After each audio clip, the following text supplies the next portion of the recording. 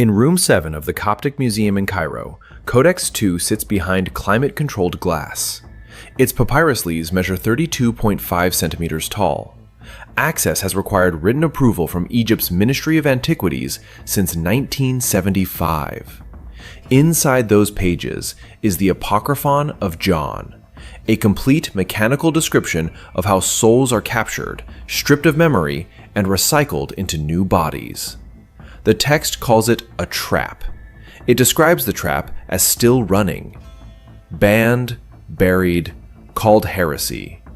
Church councils in the 2nd century AD targeted these texts with a single purpose: removal. Not debate, removal. Then, 1945 happened. A farmer near Nag Hammadi, Egypt, broke open a sealed clay jar and pulled out 52 texts that had not been read in 1,600 years. 52 documents, hidden in a jar, returned to the world by accident. What those texts contain is not allegory. The Apocryphon of John records reincarnation as an engineered system, designed, maintained, and concealed from the souls moving through it. That is the thesis of this text, stated plainly. Documented in Coptic on papyrus leaves you can request to examine today. In the next several minutes, you will see how the soul mechanics are described, what the text calls the river of forgetfulness, how archon barriers function as checkpoints, and what liberation from the system actually requires according to the source document itself. These texts were removed because of what they describe. Every week on this channel, we uncover what was removed. If that kind of forbidden history matters to you, subscribe now so none of it gets buried again. The Apocryphon of John, Codex II, held in the Coptic Museum in Cairo, the Long Recension, translated by Frederick Wisse for the Coptic Gnostic Library Project, published by Brill in 1977, contains a passage in its 27th section that does not read like theology. It reads like a technical report. The Coptic term used is Pege Nsmesme, translated literally, the spring of oblivion. Not a poetic flourish, not a borrowed metaphor from Greek mythology, a mechanism. The text describes it as a specific station within a larger process, a point at which the descending soul is made to drink, and in drinking, loses all knowledge of its divine origin. The sequence the text gives is precise. The soul completes its passage through the archon barriers. It arrives at the spring. It drinks. Memory of its true nature is erased. Then it descends into a new physical body, carrying no recollection of what it is or where it came from. The cycle begins again. The soul does not know it is repeating. That is not a spiritual metaphor. That is a described mechanism with a described sequence and a described outcome. Now consider what neuroscience has established about memory formation and erasure. The hippocampus, specifically the CA1 and CA3 regions, governs the encoding of episodic memory.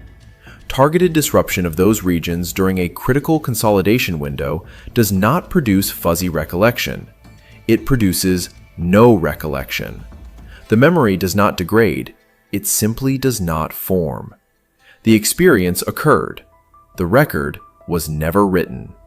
Dr. James McGaugh of the University of California, Irvine, whose research on memory consolidation spans more than 5 decades, demonstrated in studies published as early as 1966 that the window immediately following an experience is the precise moment of maximum vulnerability.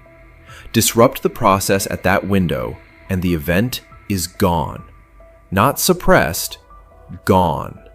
The Apocryphon of John describes a soul arriving at a specific point in its transition, being made to drink from a specific source, and losing all prior memory before entering a new body. The text was composed in the 2nd century AD. The hippocampal consolidation window was identified in the 20th century. The author of the Apocryphon of John had no access to neurological research.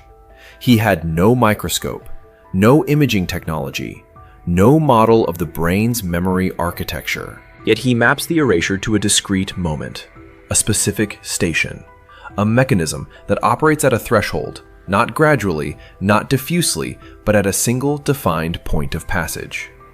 The structure he describes, and the structure Magah's research describes, are not loosely similar. They are functionally identical.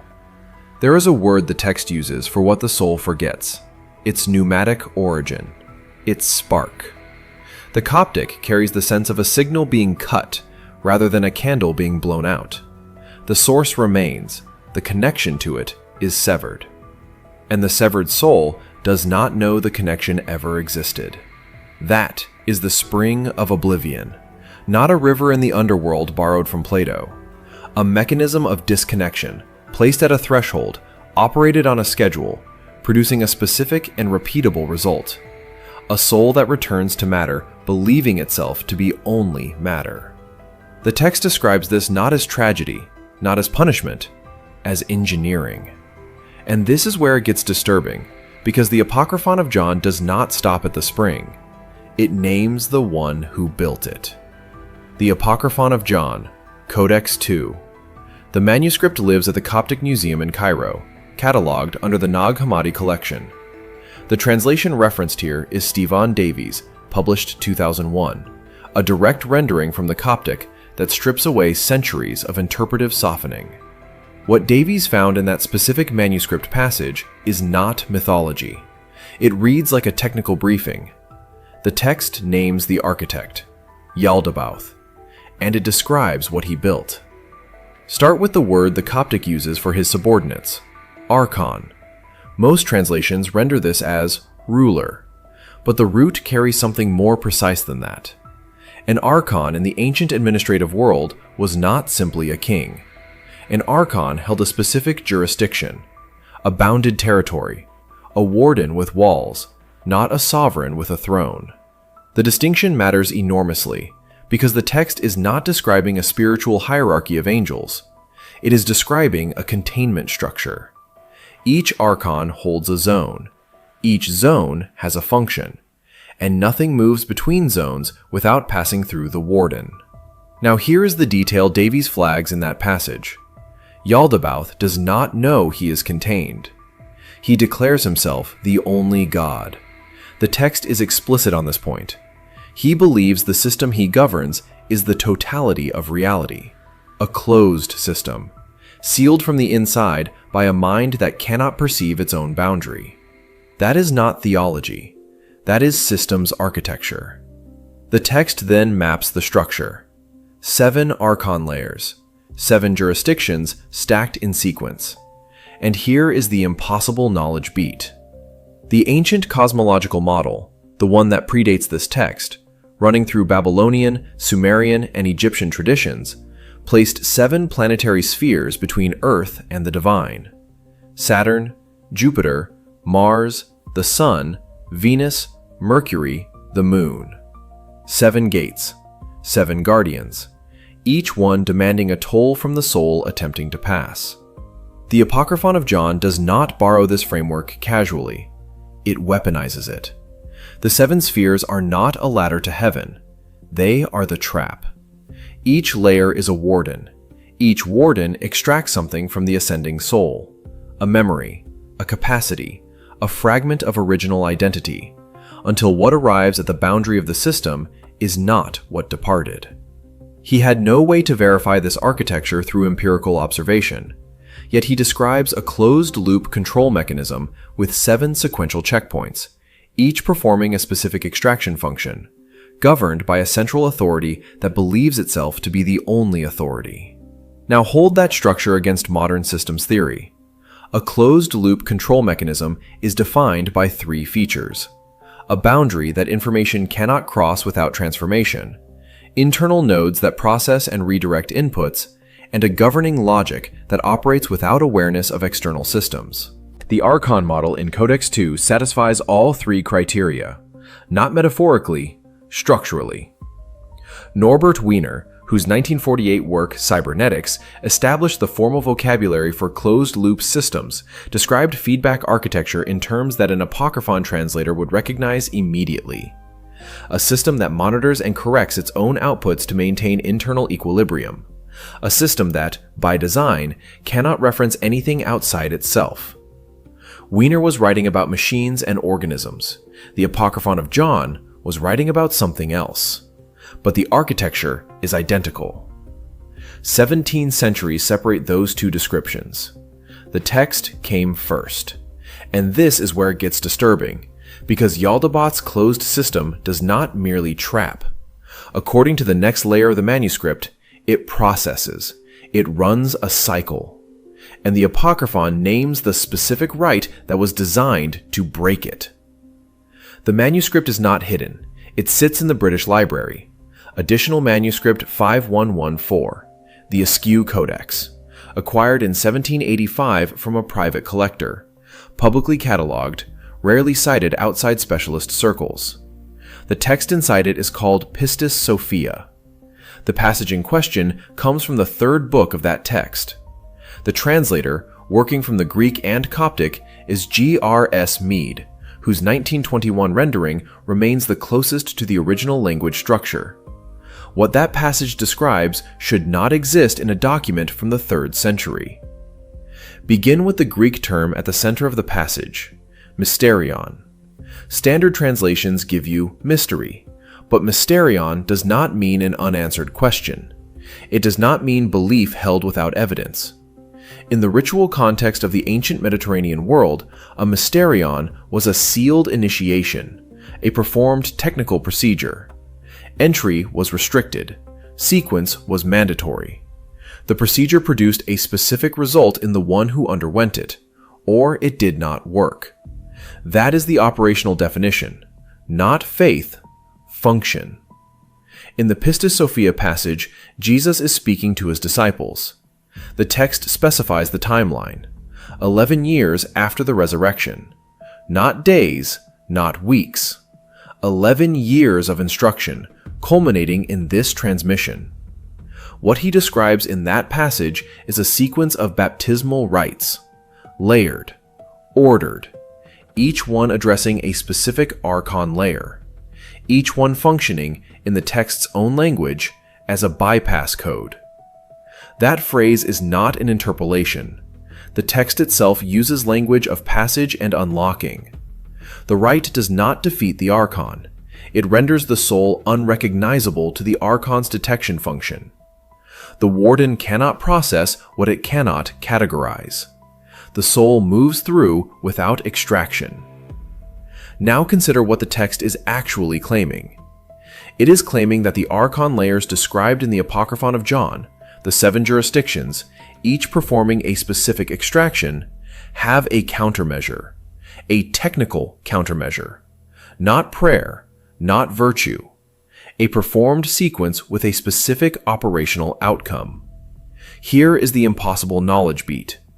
The concept of a bypass protocol, a procedure that allows passage through a secured checkpoint by rendering the subject undetectable to the checkpoint's recognition system, is a precise description of what modern cryptography calls a zero-knowledge proof, a method by which one party demonstrates valid passage without revealing the information the checkpoint is designed to extract. The principle was formally described by Shafi Goldwasser, Silvio Micali, and Charles Rakoff in 1985, published in the Siam Journal on Computing. The Pistis Sophia passage encodes the same operational logic, not the mathematics, the function. A soul that passes through the archon layer without surrendering its identity markers. The warden receives nothing because the rite has made nothing available to receive. The British Library holds the manuscript. The catalog entry is public. The document has been accessible to researchers for over 200 years. What it contains: a layered technical sequence for navigating post-mortem jurisdictions by rendering the soul procedurally invisible, has sat in plain sight in London since 1785. 17 centuries between the text and the formal mathematical proof of the same operational principle. The text came first. But here's what makes this stranger. The Pistis Sophia does not describe these rites as new. It describes them as restored, recovered from something older, which means the question is no longer where this knowledge came from. The question is where it went. The Apocryphon of John appears twice in the Nag Hammadi library, Codex 2 and Codex 4. The same core text, copied by different hands, preserved in the same sealed jar. The passage relevant here comes from Codex 4, and it describes something that, in 1945, no excavator would have had a framework to recognize. It describes what a soul experiences immediately after physical death. The Coptic renders the experience in specific sensory terms: light, warmth, a sense of welcome, a tunnel of luminescence drawing the soul forward. And the text names what this is: not liberation, not arrival. The Coptic word used is plane. Unpack that term. Plane does not mean simple error or confusion. In its Greek root, plane means active deception, a deviation from the correct path, caused by something external that is deliberately misleading. The wandering of a planet across the sky. In ancient cosmology, planets wandered, stars held fixed, was described with the same root. Plane is not getting lost. It is being led astray by something that knows where it is going. The text is explicit. The welcoming light, the warmth, the sense of arrival. These are the Archon's lure. The comfortable vision is the mechanism's bait. The soul that moves toward it does not escape the cycle. It re-enters it. The extraction that the Pistis Sophia rites were designed to prevent happens here, at this threshold, because the soul did not perform the countermeasure. It followed the light. Now hold that against the clinical record. Pim van Lommel, Dutch cardiologist. In 2001, he published a prospective study in The Lancet, one of the oldest and most cited medical journals in the world. 344 cases. Cardiac arrest patients, resuscitated, interviewed within days. 62 of them reported near-death experiences, meeting strict criteria. 18% of that group described the same core sequence: a tunnel, a light at its end, a sensation of being drawn forward, warmth, a feeling of welcome. Van Lommel documented the phenomenon with clinical precision. Controlled conditions, prospective design. Published in The Lancet, Volume 358, December 2001. The Apocryphon of John named the function of that phenomenon 1800 years earlier. Not the experience, the function. The tunnel and light is not arrival. It is redirection. The mechanism's intake point. Van Lommel had no access to a Coptic text describing Archon layer deception. The Nag Hammadi library had been buried for over 1500 years before he was born. Yet his 344 cases map precisely onto the textual description of how the cycle reinitiates. The welcoming threshold, the soul that follows it, the return. He documented what it looks like from the outside. The Apocryphon of John documented what it is. The cycle, the text says, only breaks one way, and the manuscript is very specific about what that way requires. Codex 2 sits in the Coptic Museum in Cairo right now. Catalogued, photographed, partially restricted. The Nag Hammadi library is publicly searchable at gnosis.org today. No password, no institution required. The Davies translation, 2001, is the checkable record. No scholar, no church, no academic body has formally refuted it. The trap the text describes requires no belief to function. It requires only one thing: ignorance of it. Somewhere, at this moment, the light is appearing at the boundary. The threshold is welcoming, and the mechanism the text described nearly 2,000 years ago is still running. If Gnosis breaks the cycle, or if recognizing the trap is itself part of it, tell us below. We follow the suppressed record wherever it leads.